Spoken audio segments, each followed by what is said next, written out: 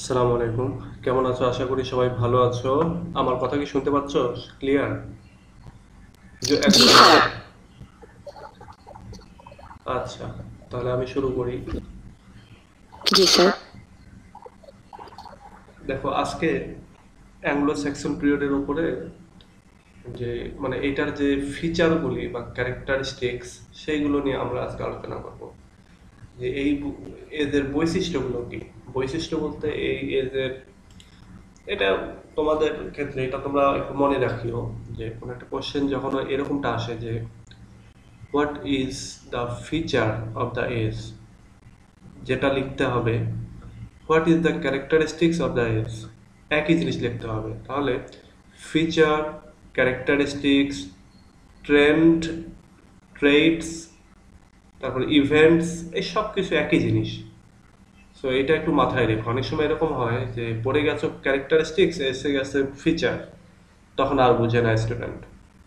আবার অনেক সময় ফিচার এবং ক্যারেক্টারিস্টিক্স বোঝে, বাট যদি ট্রেন্ড শব্দটা চলে আসে তখন আর বুঝতে পারে না, পরীক্ষা দিয়ে এসে বলে এটা আমার কমন পড়েনি, কিন্তু পরে দেখা যায় যে ওটা ওই জন্য হাই হুতাশ করতে হয়। তো এটা একটু মাথায় রেখো, feature, characteristics, traits, trend, events, এই সব কিছুই হচ্ছে আহ, ওই এজের ফিচার। আরেকটা জিনিস আছে, সেটা সোশ্যাল পিকচার। সোশ্যাল পিকচারের কথাও যদি বললে হয় তাও হচ্ছে ওই এদের ফিচারগুলিকেই বলা হয়। তো তোমরা এগুলো একটু মাথায় রেখো। আচ্ছা, আজকের ক্লাসটা আমি ছোট করব একবারেই, অর্থাৎ আমরা যে সেকেন্ড বার আবার জয়েন করি সেই জয়েনটা করব না। আমি খুব অসুস্থতার ভেতর দিয়ে যাচ্ছে আমার সময়টা।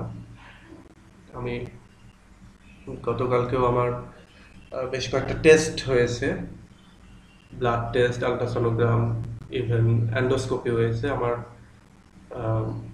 আলসার প্লাস ফ্যাটি লিভার, লিভারে ফ্যাট, এটা অনেক আগে থেকেই, আরো প্রায় 2-3 বছর আগে থেকেই আছে।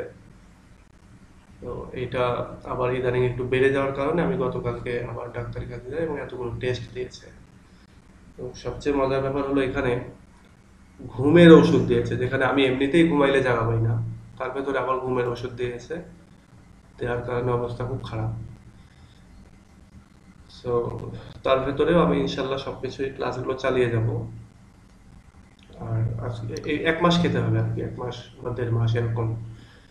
তো আশা করি এই 1 মাস যদিও একটু ছোট ছোট ক্লাস বা একটু যদি সমস্যা হয়ও, তোমরা একটু পজিটিভলি নিও। আমি সবসময়ের জন্যই সাপ্লিমেন্টারি ক্লাস তোমাদের সাথে শেয়ার করব। অর্থাৎ আমি যেটা লাইভে নিচ্ছি এটারই আগের গ্রুপগুলোতে নিয়েছি, সেগুলো আমি শেয়ার করবো, যাতে যদি কোনো ইনফরমেশন বাদ পড়ে যায় তোমরা দুইটা মিলে ইনফরমেশনগুলো যাতে পেতে পারো। আচ্ছা, এবার দেখো, আমাদের ক্লাস রেকর্ড হচ্ছে, সো হারানোর কিছু নেই। আমরা আজকে এই অ্যাংলো স্যাক্সন পিরিয়ড বা ওল্ড ইংলিশ, এটা ওল্ড ইংলিশে হতে পারে বা অ্যাংলো স্যাক্সন পিরিয়ডে হতে পারে। আচ্ছা, আরেকটা জিনিস তোমাদেরকে মনে করিয়ে দিই, পিরিয়ড, এজ, তারপরে ইরা, এগুলো সব একই জিনিস কিন্তু, এটাও মাথায় রেখো।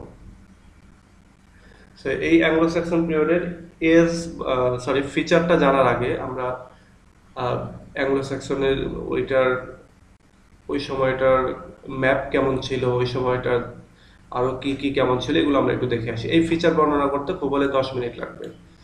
সো আমরা ওইগুলো একটু দেখে আসি। দেখো, আমি এখানে একটা পিডিএফটা তোমাদের সাথে শেয়ার করবো অবশ্যই, আমি গ্রুপে দিয়ে দেবো। পিডিএফটা আমি নেট থেকে ডাউনলোড করেছি, আমার বানানো না, কিন্তু এটা তোমাদের কাজে লাগবে। দেখো, তোমাদের আমি এটা গ্রুপে শেয়ার দেওয়ার পরে অনেকেই বলবে যে এটা ওপেন হচ্ছে না। তো তোমাদের ফোনে যদি পিডিএফ রিডার বা অ্যাক্রোব্যাট রিডার এই জাতীয় যদি কোনো অ্যাপ থেকে থাকে তবে এটা ওপেন হবে।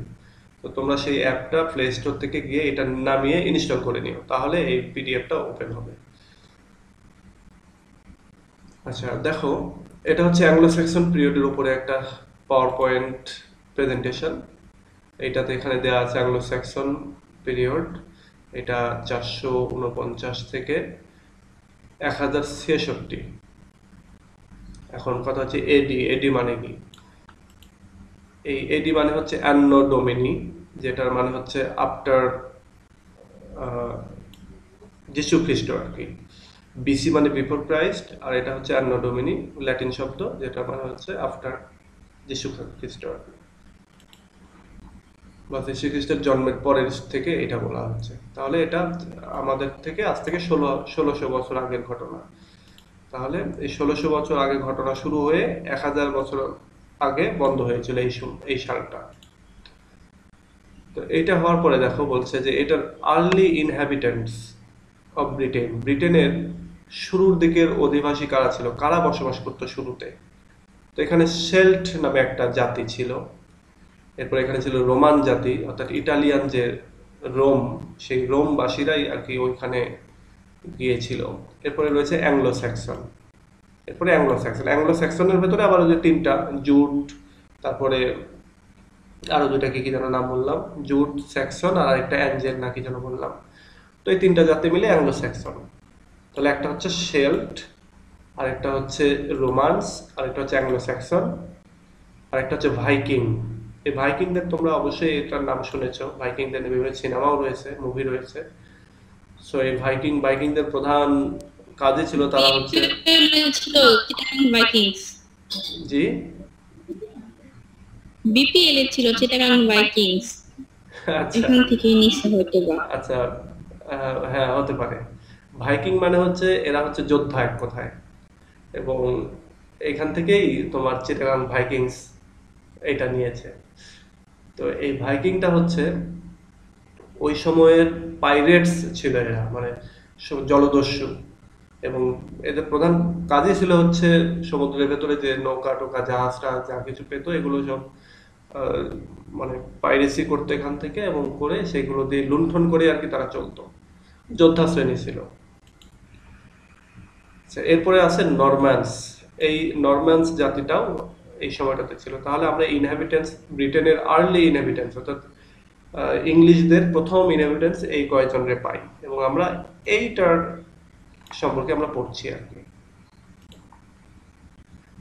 এরপরে দেখো দ্য শেল্ট কি কি করেছে এটার সম্পর্কে এখানে রয়েছে। তারপরে শেল্টিক ব্রিটেন, শেল্টের সময় ব্রিটেনের মানচিত্র কেমন ছিল এটা সেখানে দেখাচ্ছে। আমি এগুলো সম্পর্কে ডিটেলসে যাবো না, আমি ডিটেলসে যাবো, তোমরা তোমরা কিন্তু এগুলো একটু করে ডিটেল খুঁটিয়ে খুঁটিয়ে জানার চেষ্টা করবে।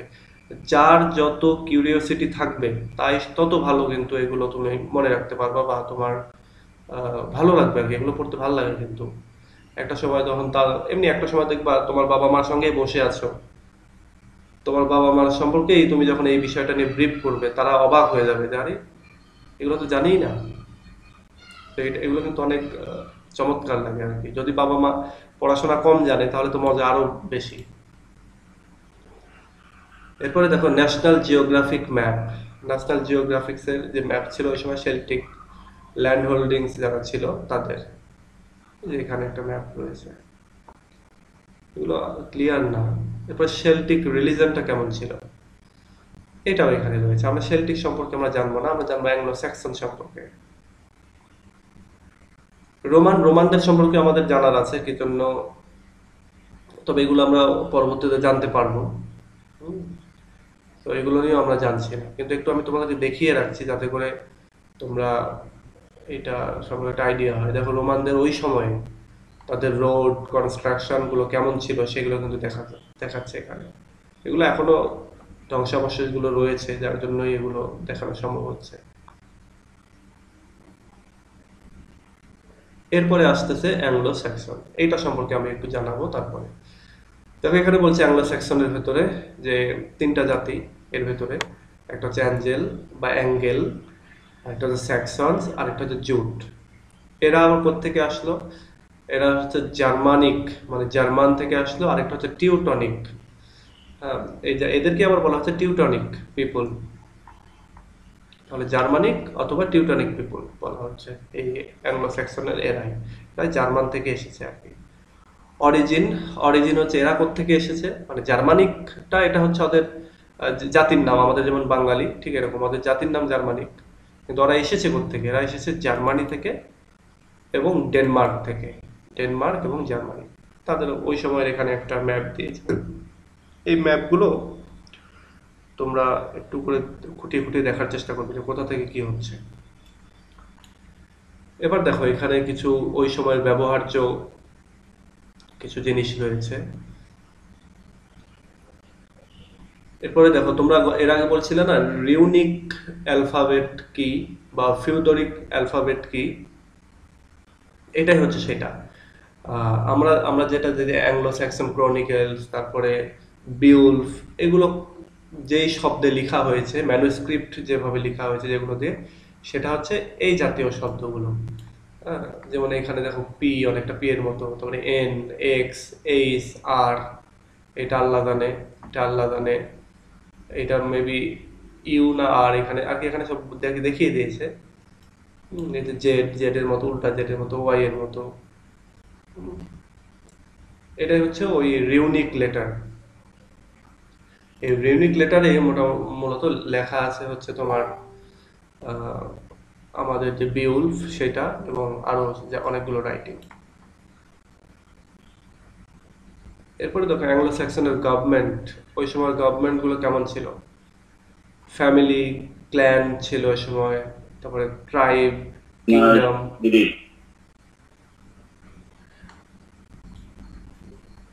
এগুলো সব দেওয়া আছে। তারপরে কিং, ফ্রিম্যান, হ্যাঁ, আর্ল এবং চার্ল, এগুলো সব দেওয়া আছে। এরপরে ওই সময়ের অ্যাংলো স্যাক্সন যুগের যে ম্যাপ, সেটাও এখানে দেওয়া আছে। আলফ্রেড দ্য গ্রেট, মানে আলফ্রেড দ্য গ্রেট বলতে Alfred the king, king Alfred, তার এখানে শাসনকাল, সেই সময়টাতে তিনি কি কি করেছেন, যে প্রমোটেড এডুকেশন অ্যান্ড ইংলিশ। আমি গতদিনে তোমাদেরকে বলছিলাম যে কিং আলফ্রেড তিনি অনেক বই ট্রান্সলেশন করেছেন, যাতে করে ওই সময় মানুষদেরকে শিক্ষিত করতে পারেন। সো এগুলো এখানে রয়েছে। এরপরে ইনস্টিটিউট ল, মানে আইন, আইন কানুনের যে অ্যাপ্লিকেশন সেগুলো তিনি করেছেন। তারপরে এই যে আরো এখানে অনেক রয়েছে, ক্রিশ্চিয়ানিটিকে তিনি প্রমোট করেছেন।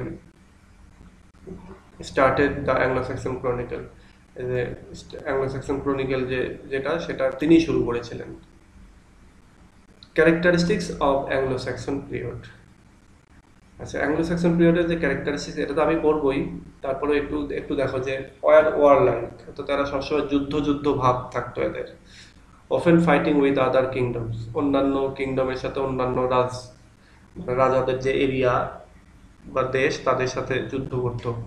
Had a common language that is known today as old English, এবং তাদের একটা কমন ল্যাঙ্গুয়েজ ছিল, যে কমন ল্যাঙ্গুয়েজটা বর্তমানে ওল্ড ইংলিশ নামে পরিচিত। or pagans who adopted Christianity, তারা প্যাগান ছিল। প্যাগান হচ্ছে পৌত্তলিক, যারা মূলত খ্রিস্টান না, মানে খ্রিস্টান না তারা। তারা তাদের প্রধান কাজ ছিল হচ্ছে তারা পুতুল পূজা করত। সো এই পুতুল পূজারই পরবর্তীতে তারা ক্রিশ্চিয়ানিটিটাকে অ্যাডপ্ট করেছিল, মানে তার কনভার্ট হয়েছিল। তারপরে তারা ভ্যালু দিত কিসে, ফেম অর্থাৎ খ্যাতি, ব্রেভারি যে সাহসিকতা, সম্মান, জেনারোসিটি, তারপরে কমিটেটাস, এই জিনিসগুলোকে তারা হচ্ছে ইয়ে দিত, এই ভ্যালু দিত ওই সময়, ইভ্যালুয়েট করতো তারা। আমরা এগুলো নিয়ে ডিটেল পড়বো। অ্যাংলো স্যাক্সন রিলিজনটা কেমন ছিল, অ্যাংলো স্যাক্সন রিলিজনে যেমন ছিল প্যাগানিজম ছিল, এ বিলিভ ইন মেনি গড, অনেক গডে বিশ্বাসী, তাকে বলা হচ্ছে প্যাগানিজম।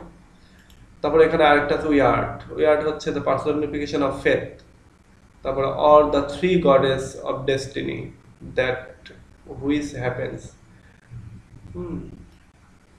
মানে এটা হচ্ছে উইয়ার্ড যে রিলিজন। তারা কি করতো, তারা ভাগ্যে প্রচন্ড রকমের বিশ্বাস করতো, এবং ভাগ্যকে তার পার্সনিফিকেশন করতো। ভাগ্য একজন ব্যক্তি এর, বা তার, সে অনেক কিছু করতে পারে, এরকমটা আর কি ছিল।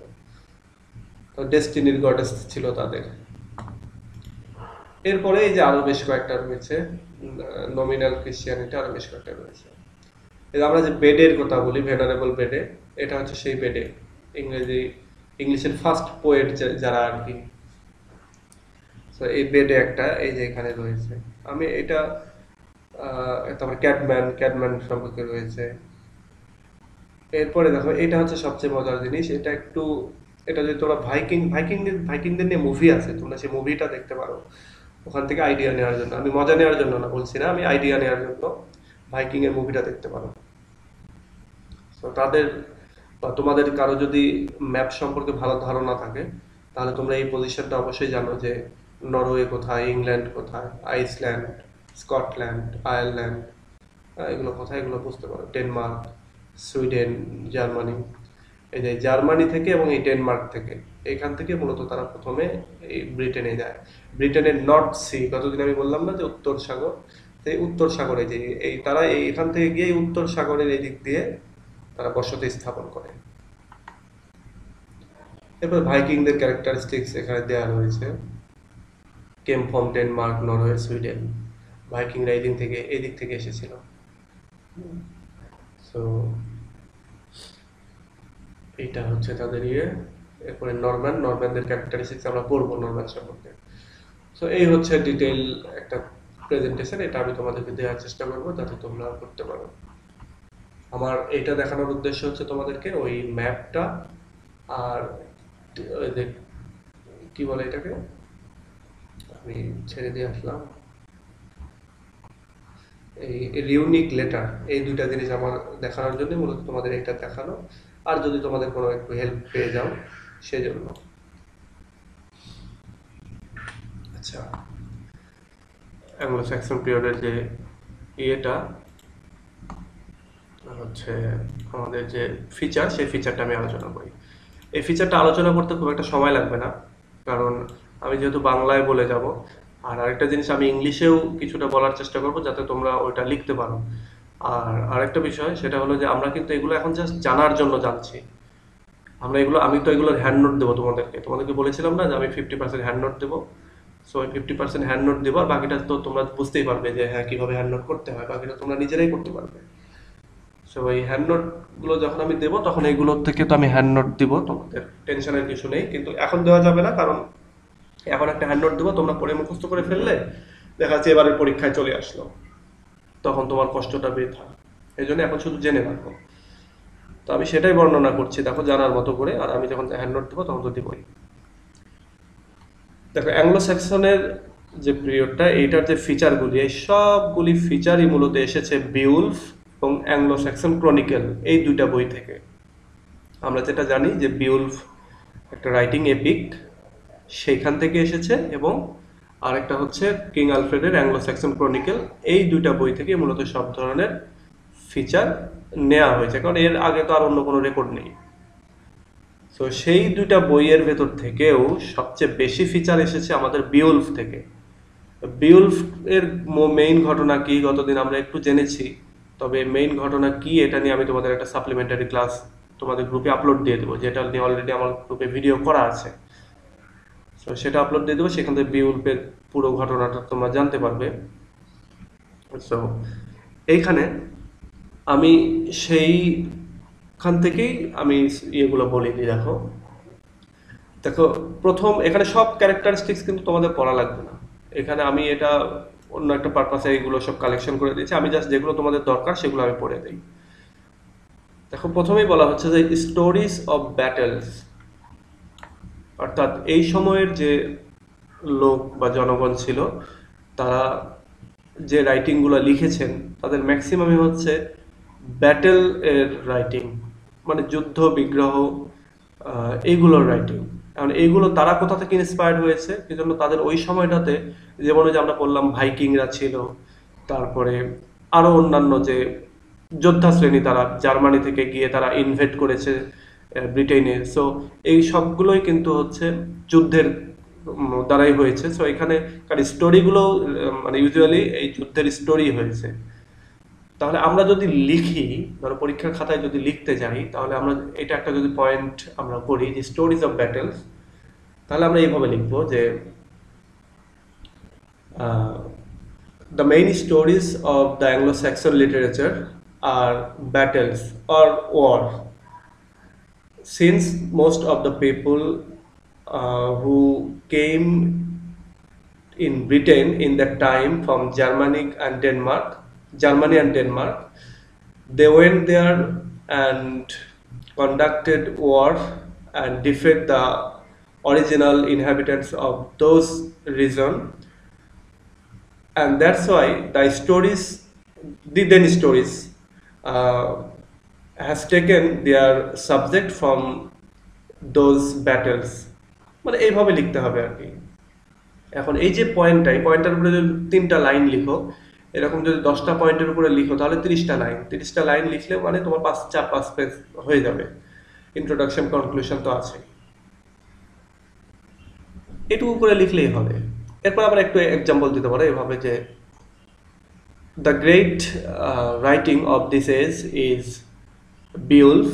In that story we get in that book we get many stories of battles, এটুকু আমরা লিখলে হয়ে যাবে আর কি। এরপরে দেখো হিরোইক পোয়েট্রি। এই সময়ের যে রাইটিং গুলো, বিশেষ করে এই সময় পোয়েট্রি গুলো, সেগুলো সবই হিরোইক পোয়েট্রি, অর্থাৎ এখানে যুদ্ধ বিগ্রহ থাকবে, হিরোরা জিতে যাবে এবং হিরোদেরকে বন্দনা করে রাইটিং গুলো হবে। সো আমরা যদি বিউলফের কথাই চিন্তা করি তাহলে প্রত্যেকটা এক্সাম্পলে বিউলফের এক্সাম্পলটাই আসবে আর কি। তোমরা এটা প্রত্যেকটাই এটার কথাই বলবা যে বিউলফের ভেতরে বিউলফ যেই যুদ্ধগুলো করেছে বা তার সে প্রত্যেকটা যুদ্ধের ভেতরে সে জিতে গেছে এবং জিতে যাওয়ার কারণে সে তার যে পিপল যারা ছিল তাদের তাদের যে তার যে ফিলো পিপল যারা ছিল তাদের কাছে সে হিরো হয়ে থেকেছে এবং তাকে নিয়ে তারা লিখেছে বা তাকে নিয়ে তারা বন্দনা করেছে তাদের রাইটিংগুলোর ভেতরে। তাহলে আমরা এখানে এইভাবে লিখতে পারি যে ইংলিশে যদি বলি তাহলে এটা যে most of the stories of this is heroic stories, are heroic stories, and that's why the poetry of that is becomes the heroic poetry. If we take examples of Beowulf, then we find that all the activities here are heroic, and our main hero is Beowulf himself. এভাবে যদি লিখি তাহলেই হবে। আমাদের 10 minute আছে, তবে আমাকে মনে হচ্ছে এক্সটেন্ড করতে হবে আর কি। আমরা 10 মিনিট পরে আবার কানেক্ট হবো ইনশাআল্লাহ। আচ্ছা দেখো, এরপরে রয়েছে ক্রিশ্চিয়ান ভ্যারাইটি। আমরা যেটা বললাম যে ওই যুগের রিলিজিয়াস দিক থেকেও রিলিজনের ভেতরে অনেক ভ্যারাইটি ছিল এবং সেই রিলিজিয়াসের দিক থেকে যেমন প্যাগান ছিল, ক্রিশ্চিয়ান ছিল, তারপরে আরো অনেক বিভিন্ন রকমের ছিল যেগুলো আমি তোমাদের নোট যখন দেবো তখন আমি সেখানে মেনশন করবো। তো সেখানে আমরা দেখেছি যে ক্রিশ্চিয়ানদের ভেতরে একটা ভ্যারাইটি ছিল এবং সেই ভ্যারাইটিটাও মূলত এই যুগের একটা গুরুত্বপূর্ণ বৈশিষ্ট্য। এরপরে দেখো রয়েছে সেলিব্রেশন অফ দ্য ওয়ারিয়র, অর্থাৎ যে যোদ্ধারা, ওয়ারিয়র বলতে যোদ্ধারা যখন কোনো যুদ্ধে জিতে আসে তখন তাদের এই জিতে আসাটাকে সেলিব্রেট করা হতো, উদযাপন করা হতো। এখানে আমরা বিউলফের ক্ষেত্রেও দেখতে পাবো যে বিউলফ যখন এক একটা ড্রাগনকে হত্যা করে আসছে বা এক একটা মনস্টারকে হত্যা করে আসছে তখন তার যে ফিলো পিপুল যারা রয়েছে, তার যে সাথে সহযোদ্ধা বা কমরেড যারা রয়েছে তারা কিন্তু সেটাকে সেলিব্রেট করেছে। সো এই দিক থেকে আমরা বলতে পারি যে এই সেলিব্রেশন অফ ওয়ারিয়র এটাও একটা এক্সাম্পল। এরপরে দেখো রেভেন্স বা প্রতিশোধ নেওয়া, এটাও একটা গুরুত্বপূর্ণ বৈশিষ্ট্য। আমরা যদি বিউলফের দিকে তাকাই তাহলে দেখতে পাবো যে এখানে বিউলফ সে প্রথমে যেই গ্র্যান্ডেল যেই মনস্টার তাকে হত্যা করছে এবং হত্যা করার পরে গ্র্যান্ডেলের মা সে আরেকটা মনস্টার, সে আবার কি করছে, তার ছেলের হত্যার প্রতিশোধ নেওয়ার জন্য, রেভেন্স নেওয়ার জন্য সে আবার আক্রমণ করছে। তাহলে আমরা এখানে যে এই যুগে যে রেভেন্স বিষয়টা ছিল এই যুগের রাইটিং এর ভেতরে, সেটা কিন্তু আমরা পেয়ে গেলাম। এরপরে রয়েছে ফেথ, ফেম, ক্রিশ্চিয়ানিটি। এই সব কিছু একটা জায়গায় দিয়ে দিতে পারো। এই যে ফেথ, ফেম, এগুলোর প্রতি তাদের ওই সময়টার মানুষের অনেক আগ্রহ ছিল। তারা ফেথকে রিলিজিয়াস হিসেবে পার্সনিফাই করে তারা সেইটাকে তাদের প্রতিদিনের লাইফে আর কি তারা নিয়ে এসেছিল। তারপরে ফেম খ্যাতির প্রতি তাদের একটা আকর্ষণ ছিল। তারা সকলেই জানতো যে যারা বিশেষ করে যারা বীর শ্রেণী যারা ছিল তারা তো সবসময় যেন ফেমের জন্য অনেক কিছু করেছে। তো এটাও একটা গুরুত্বপূর্ণ বৈশিষ্ট্য। এরপরে দেখো ক্রিশ্চিয়ানিটির ভেতরে অনেক ভাগ ছিল, সেগুলো আমরা জানবো পরবর্তীতে। দেখো, দ্য অ্যাডভেঞ্চার অ্যান্ড কনকুয়েরার, এখানে বলছে যে ওই সময়ে অনেক অ্যাডভেঞ্চার হয়েছে এবং অ্যাডভেঞ্চারের মাধ্যমে তারা অনেক কিছু বিজয় অর্জন করেছে অনেক। যেমন ধরো যারা ইনভেট করলো জার্মানি থেকে বা ডেনমার্ক থেকে, যারা ইংল্যান্ডে গেল, তো ইংল্যান্ডে যাওয়ার সঙ্গে সঙ্গে যে তারা তো বিনা যুদ্ধে তো ওই জায়গাগুলো জয় করতে পারে নাই। তো যার জন্য কি হলো, ওইখানে অ্যাডভেঞ্চার হয়েছে এবং তারা সেখান থেকে জিতে গেছে। এটা হচ্ছে সাধারণ ঘটনা। এবার আমরা যদি বিউলফের যে স্টোরি, সেই স্টোরির ভেতরে যাই, তাহলে আমরা দেখবো যে বিউলফ অনেক মনস্টারদের এগেনিস্টে অনেক অ্যাডভেঞ্চার করেছে এবং সেখান থেকে সে জিতে এসেছে। এবং জিতে সে, আমরা ইভেন তার যদি শেষের স্টোরিগুলো দেখি, তাহলেও আমরা জানতে পারবো যে হ্যাঁ, সে ওখান থেকে অনেক জায়গায় জিতে এসেছে। জিতে এসে সে ইভেন ওই মানে দেশটাই দখল করে নিয়েছে, এরকমটা আমরা দেখতে পাবো। এরপরে দেখো, ওই যুগে রাইটিং এর একটা বৈশিষ্ট্য ছিল হচ্ছে অ্যালিটারেশন, অর্থাৎ বারবার কোনো শব্দ, একই শব্দ বারবার ইউজ করা, বা একই সেন্টেন্স বারবার ইউজ করা, অথবা একটা সেন্টেন্স বা দুইটা সেন্টেন্সের প্রত্যেকটার শেষে শেষে মিল থাকা, এগুলোকে বলা হচ্ছে অ্যালিটারেশন। তোমরা যদি ফার্স্ট ইয়ারে অ্যালিটারেশন ফিগার অফ স্পিচ পড়ে থাকো, তাহলে এটা বুঝতে পারবা কি জিনিস। সো এই অ্যালিটারেশনটা তারা তাদের রাইটিং এর ভিতরে ছিল। তাদের রাইটিং এর ভেতরে ভেতরে এলিজিয়াক ঘটনা ছিল। এলিজিয়াক বলতে দুঃখের ঘটনা, এলিজিক ছিল। কারণ আমরা যদি দেখি যে সব শেষে বিউলফ কিন্তু মারা যায়। বিউলফ একজন একটা ড্রাগনকে হত্যা করতে গিয়ে সেও খুবই আহত হয় এবং এরপরে সে মারা যায়। তো তার যে মৃত্যুর কাহিনী, সেটাই একটা এলিজিয়াক ঘটনা, দুঃখের ঘটনা। এরপর ওই সময় রিলিজিয়াস রাইটিং ছিল, ক্রনিকেলস ছিল ওই সময়ের একটা গুরুত্বপূর্ণ বৈশিষ্ট্য। অর্থাৎ আমরা যদি কিং আলফ্রেডের বিষয়টা দেখি, তাহলে তিনি তো লিখেই ফেলেছেন একটা হচ্ছে অ্যাংলো স্যাক্সন ক্রনিকেল নামে একটা বুক। ক্রনিকেল এইটা হচ্ছে ঘটনাপঞ্জি। আমরা যেমন আমরা আমরা অনেক ঘটনাপঞ্জি বা ইতিহাসের বই ইউজ করি না, ঠিক এই ওই যুগের ওই বইটাকে বলা হচ্ছে ক্রনিকেলস। তারপরে এপিক, ওই সময় রাইটিং এর গুরুত্বপূর্ণ বৈশিষ্ট্য ছিল হচ্ছে তারা খালি সাধারণ কবিতাই লিখতো না, এপিক লিখতো। তার একটা হচ্ছে আমাদের বিউলফ, এটা একটা হচ্ছে গুরুত্বপূর্ণ একটা রাইটিং এর ফিচার। এরপরে ওই সময়টাতে লাভ পোয়েম ছিল। লাভ পোয়েম পড়তে হলে আমাদেরকে ওই যে বেডে, ক্যাডম্যান, এদের বই সম্পর্কে এক্সাম্পল দিতে হবে, যে ওই সময় লাভ পোয়েম ছিল।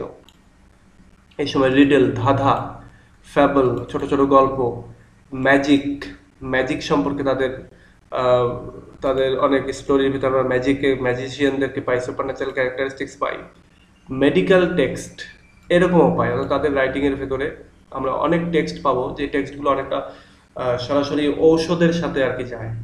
যেমন ধরো যখন ওই সময়ের বিভিন্ন ওয়ারিয়ররা আহত হতো, তাদের আহত হওয়ার পরে তাদেরকে তো বিভিন্ন ধরনের মেডিসিন ইউজ করা হতো। সেই মেডিসিনগুলোরও নাম, অনেক নাম আমরা এখানে তাদের ইয়েতে পাবো।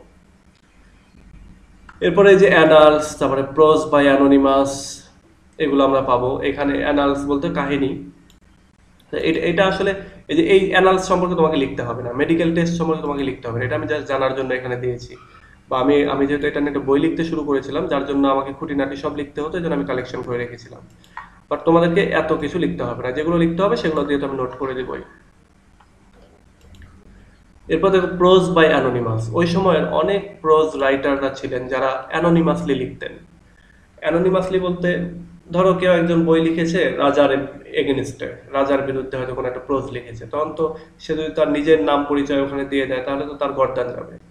সো তখন যেটা হতো যে একটু অ্যানোনিমাসলি ও একজন হয়তো লিখেছে একজন, কিন্তু আরেকজনের নাম দিয়ে, কাল্পনিক একজন ক্যারেক্টারের নাম দিয়ে হয়তো বা প্রকাশ করছে, অথবা কোনো নাম ছাড়া বই প্রকাশ করেছে, এরকমটা ছিল সেই সময়। এরপরে আবার ছিল এই যে কেনিং, এগুলো আমি সম্পর্কে এগুলো এটা তোমাদের দরকার নেই। তারপরে ওরাল স্টোরি। ওরাল স্টোরি বলতে ওই সময় তো অনেক রাইটিং ছিল যেগুলো হাতে লেখা ছিল না, ম্যানুস্ক্রিপ্টও ছিল না, মুখে মুখে আসছে, সেগুলোই হচ্ছে ওই সময়ের গল্প। এটা হচ্ছে ওরাল স্টোরি। ওরাল বলতে মৌখিক, মৌখিক স্টোরি। এরপরে আরেকটা গুরুত্বপূর্ণ বৈশিষ্ট্য ছিল, সেটা হচ্ছে গুড ভার্সাস এভিল। এই গুড ভার্সাস এভিল এটা খুবই গুরুত্বপূর্ণ বৈশিষ্ট্য। এটা সম্পর্কে আমরা তো জানবোই, আমরা যখন নোট করব তখন তো এখানে ডিটেল দিবই। তবে আমি একটু বলি, সেটা হচ্ছে বিওলফ নিজে একজন গুড ক্যারেক্টার, কিন্তু তিনি ফাইট করেছেন ইভিলদের সঙ্গে, বিশেষ করে মনস্টার, ড্রাগন, এদের সঙ্গে। সো এখানে গুড ভার্সাস ইভিলের একটা স্টোরি আমরা পাবো, বা আমি যখন এখান থেকে তোমাদেরকে বিউলফের স্টোরিটা তোমাদের সাথে শেয়ার করব তখন তোমরা পাবে। এরপরে আরো রয়েছে the power of underdog. Underdog এইটা তোমাদের লাগবে না, তো আমি একটু বুঝিয়ে দিই। সেটা হচ্ছে যে সমাজের নিচু শ্রেণীর মানুষের হাতে পাওয়ার চলে যায়, এটা হচ্ছে পাওয়ার অফ আন্ডারডগ। আচ্ছা মীরা ইসলাম, তুমি তোমার মাইকটা একটু অফ করো। আচ্ছা এরপরে ব্র্যাভারি, সাহসিকতার যে যুদ্ধ, সেগুলো তো রয়েছে। Service of higher people, higher পিপুলদের জন্য সাধারণ যে জনগণ সার্ভিস দিত বা তাদের হয়ে চাকরি করতো তাদের সাথে, তো এইগুলোও ছিল তখনকার যুগের মানুষের বৈশিষ্ট্য। ওই যুগের বৈশিষ্ট্য মানে হচ্ছে ওই এজের লিটারেচারেরও বৈশিষ্ট্য, ওই এজের রাইটিংগুলোরও বৈশিষ্ট্য। সো কখনো যদি এরকম হয় যে এটা তো ওই এজের মানুষের বৈশিষ্ট্য, তাহলে ওই এজের রাইটিংয়ের বৈশিষ্ট্য কি? একই জিনিস, কিন্তু সোশ্যাল পিকচার একই জিনিস। তো অনেকেই তোমাদেরকে বলবে, তো তুমি তো লিখেছো ওই এজের মানুষের বৈশিষ্ট্য, কিন্তু ওই এজের ইয়ের বৈশিষ্ট্যটা কি, লিটারেচার বৈশিষ্ট্য কি? তখন তাকে এভাবেই বলতে হবে যে ভাই লিটারেচারই তো ওই এজের, তো মানুষ সব মানুষদেরকে তো আমরা দেখিনি, আমরা ওই লিটারেচার দেখি তো ওই এজের ফিচারগুলো খুঁজে পেয়েছি। আচ্ছা আমি ডিসকানেক্ট করছি, আমি তোমরা আরেকবার কানেক্ট হও। আচ্ছা এরপরে আরেকটা জিনিস দেখো, এখানে রয়েছে যে separation of man from his comrades in death. এটা একটা গুরুত্বপূর্ণ বৈশিষ্ট্য ওই সময়ের। সেটা হচ্ছে, এটা আমরা যদি বিউলফের দিক থেকে তাকাই তাহলে, আচ্ছা আমার কথা শুনতে পাচ্ছ তোমরা? জি স্যার। আচ্ছা আচ্ছা থ্যাংক ইউ। আচ্ছা থ্যাংক ইউ। দেখো আমরা যদি বিউলফের কথাই চিন্তা করি, তাহলে বিউলফের ভেতরে যেটা হয় যে সব শেষে, তো এই কবিতা এপিকের সব শেষে যখন বিউল একজন ড্রাগনের সাথে যুদ্ধ করছিল, যুদ্ধ করার সময় সে নিজেও অনেক আহত হয়, এবং সেখান থেকে সেই আহত অবস্থা থেকে সে আর কি মারা যায়। এবং মারা যাওয়ার পরেই তার যে ফিউনারেলটা হয়, সেই ফিউনারেলটাই মূলত এই বিউলফ যে স্টোরি সেটার শেষ অংশ। সো সেখানে যেটা হলো যে মৃত্যুর মাধ্যমে একজন সুপারম্যান বা একজন হিরো, সে কি হলো, তার যে কমরেড, তার যে সঙ্গী সাথী যারা রয়েছে তাদের কাছ থেকে তার সেপারেশন ঘটছে। সো এইটাও হচ্ছে একটা গুরুত্বপূর্ণ বৈশিষ্ট্য ওই সময়ের রাইটিং এর। এরপর হচ্ছে desire to brag and broast. এগুলো এগুলো দরকার নেই, এগুলো কনকুয়ার অ্যান্ড অ্যাচিভমেন্ট ওই সময়ের আর কি যে বিষয়গুলো, এটাও দরকার নেই। স্টোরিজ অফ ডিয়ারিং অর অ্যাডভেঞ্চার, এটা তো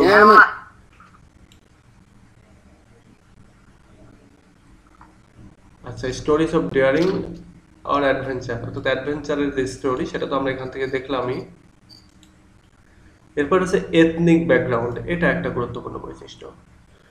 ওই সময়ের যে মানুষগুলি তাদের একটা এথনিক ব্যাকগ্রাউন্ড ছিল। এথনিক বলতে এটাকে বলা হয় নৃগোষ্ঠী, ছোট ছোট যে গোষ্ঠীগুলো। আচ্ছা মনিরা আক্তার, তুমি তোমার মাইকটা অফ রাখো। মনিরা আক্তার,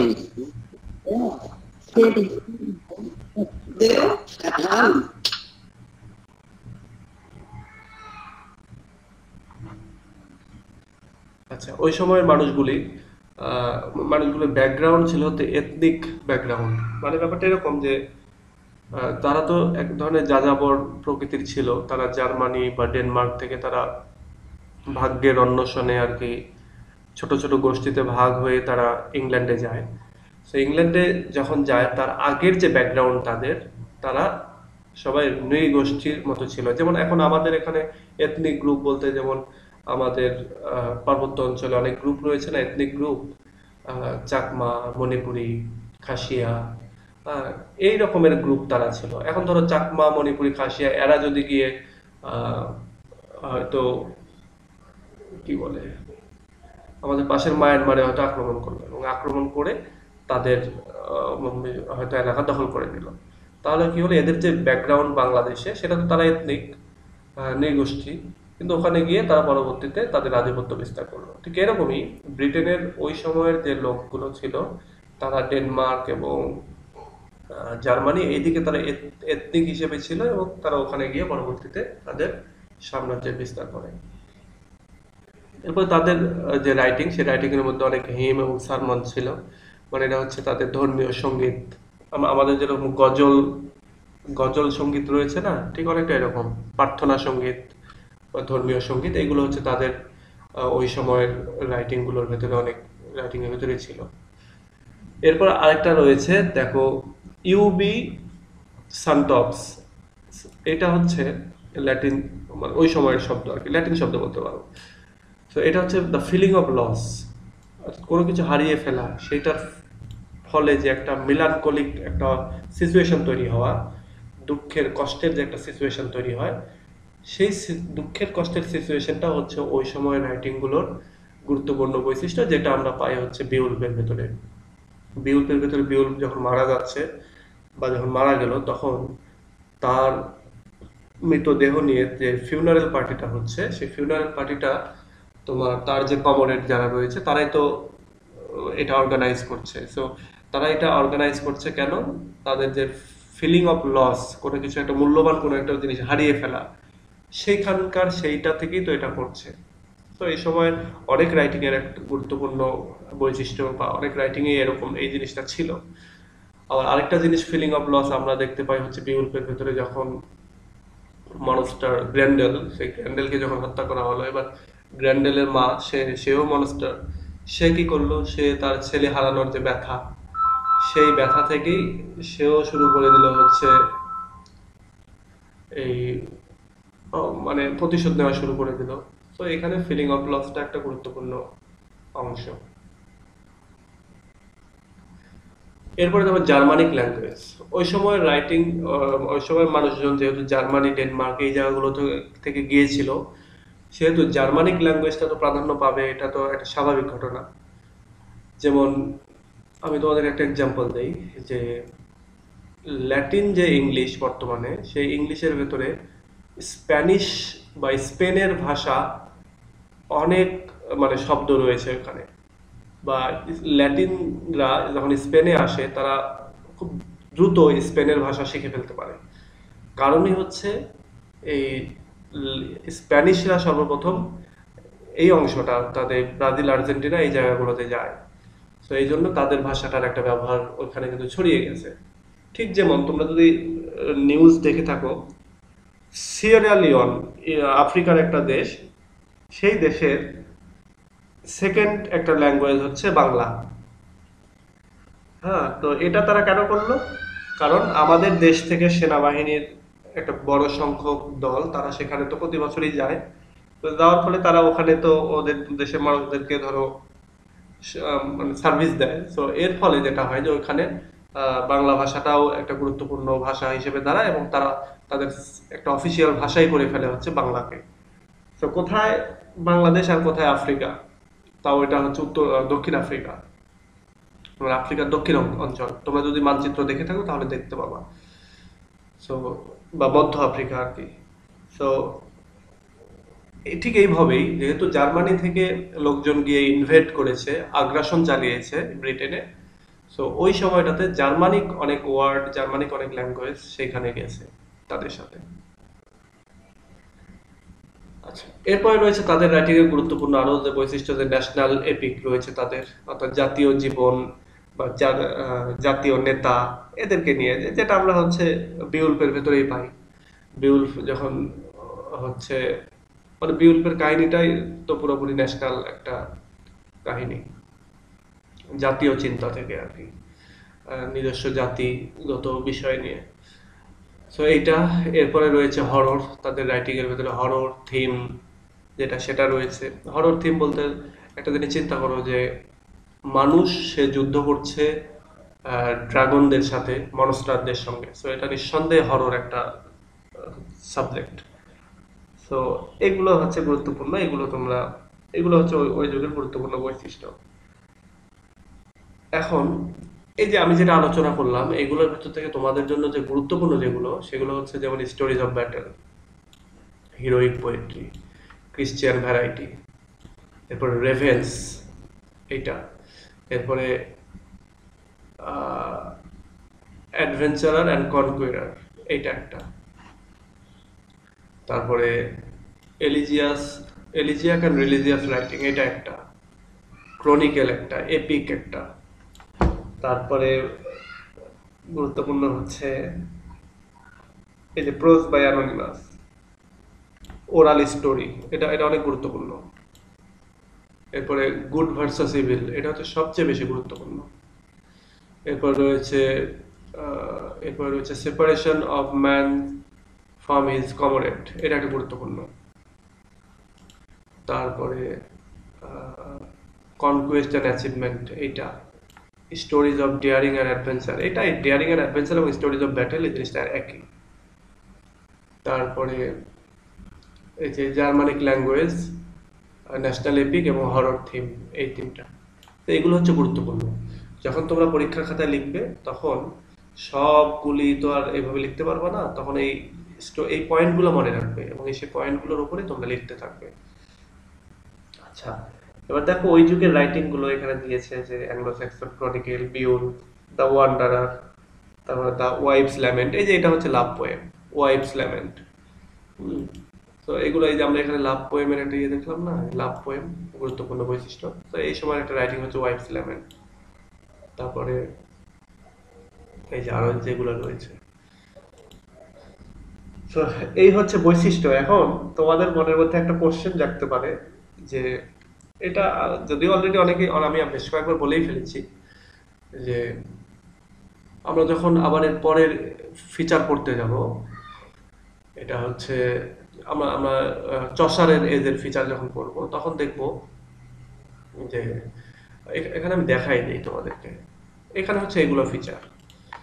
এখানে এসে দেখো এগুলো কিন্তু লিটারেচারের ফিচার, মানে তাদের রাইটিং গুলো পড়লে আমরা এই জিনিসগুলো পাই, এই ঘটনাগুলি পাই। তাহলে এগুলো হচ্ছে লিটারেচারের ফিচার বা ওই যুগের ফিচার, মানে ওই যুগে তো এগুলোই ঘটেছে, তার জন্যই তো এগুলো তো লিটারেচারে আসছে। তো যুগের ফিচার এবং লিটারেচারের ফিচার একই জিনিস। এখন এইগুলো জানা থাকলে কি হয়, তোমাদের কিছু কোশ্চেন আসবে যখন ধরো এই যে এই যুগগুলোতে, যেমন ধরো এখানেই ধরো দিয়ে দিল, বা আমি আরেক নিচে যাই, এইখানে ধরো যে 20 সেঞ্চুরির বা মডার্ন এজের বৈশিষ্ট্যগুলো কি, এটা ধরো যদি তোমার জানা থাকে তাহলে কিছু কোশ্চেন আসবে যে মডার্ন নোভেলের বৈশিষ্ট্য আলোচনা করো, বা মডার্ন পোয়েট্রির বা 20 সেঞ্চুরি পোয়েট্রির বৈশিষ্ট্য আলোচনা করো। তখন তোমরা বানিয়ে লিখতে পারবা, কারণ এই এজের ফিচার তোমার জানা আছে। দ্যাট মিনস এই এজের ফিচারগুলোই তো তোমার ওই যুগের লিটারেচারের ফিচার। আবার ওই যুগে যদি পোয়েট্রির বা লিটারেচারের ফিচার জানা থাকে, সেইগুলোই তো আবার হচ্ছে এই এজের ফিচার। তো এইটা হচ্ছে সুবিধা, একটা ফিচার যদি তোমার জানা থাকে তুমি মাল্টিপল প্রশ্নের অ্যান্সার দিতে পারবা। তুমি 10টা প্রশ্ন পড়বা, মানে হিস্ট্রিতে যেটা হবে 10টা প্রশ্ন পড়বা, কিন্তু 30টা প্রশ্নের অ্যান্সার তোমার পড়া হয়ে যাবে। এইভাবে তোমাকে পড়তে হবে। তো এটা একটু তোমরা মাথায় রেখো যে এজের ফিচারগুলি যাতে আমি এক কথায় বলে দিতে পারি, এটা তো আমি ভিজুয়ালাইজ করতে পারি। ভিজুয়ালাইজ কিরকম ভাবে, ও আচ্ছা এটা কি হয়েছিল, হচ্ছে অ্যাংলো স্যাক্সন পিরিয়ডে কি ওই সময় মানুষ অনেক যুদ্ধবাজ ছিল, তারা যুদ্ধের স্টোরি অর্থাৎ ব্যাটল অফ স্টোরি ছিল, তাদের লাভ পোয়েম ছিল, তাদের জার্মানিক ল্যাঙ্গুয়েজ ছিল, তাদের গুড ভার্সাস ইভিল ছিল, তাদের হিরো মারা যাওয়ার ফলে যে ঘটনা, এলিজিয়ার যে থিম সেটা ছিল, হরর থিম ছিল, তাদের অ্যাডভেঞ্চার ছিল। হ্যাঁ, এইগুলো আর কি এইভাবে এক কথায় এভাবে মনে রাখতে হবে। তো তাহলে তোমরা ওইগুলো কিন্তু লিখে আসতে পারবে। যদি প্রশ্ন একটু এদিক সেদিক হয়, তবে এটা জেনে রাখো হিস্ট্রির প্রশ্নগুলো কিন্তু এদিক সেদিক হয়ই।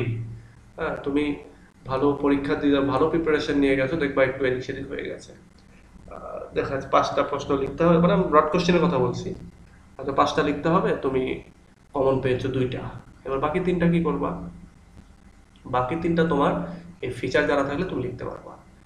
আর দেখা যাচ্ছে যে তুমি যে পার্ট বি এর যে কোশ্চেনগুলো যেগুলো রয়েছে এটা একটা তোমার কমন পড়েনি, তখন তুমি কি করবা, এই যদি তোমার ফিচারটা জানা থাকে তাহলে তুমি ওটা লিখে দিয়ে আসতে পারবা। আবার ধরো এখানে এখানে বেশি না, 7টা এজের ফিচার তোমার কাছে যদি জানা থাকে, ফিচারগুলো অনেকটা জায়গায় অনেক কমন ফিচার আছে, তাহলে দেখবা যে যে কোনো চাকরির পরীক্ষাতে গিয়েও তুমি এই প্রশ্নগুলোর অ্যান্সার দিয়ে দিতে পারছো। যেমন ধরো এখানে আমি একটা চসার এজের ফিচার তোমাকে বোঝাই। চসারিয়ান এজ, চসার হচ্ছে ওই এজের একজন কবি, সেই কবির নাম অনুসারে এই এজের নাম বলা হচ্ছে চসারিয়ান এজ, চসারের এজ।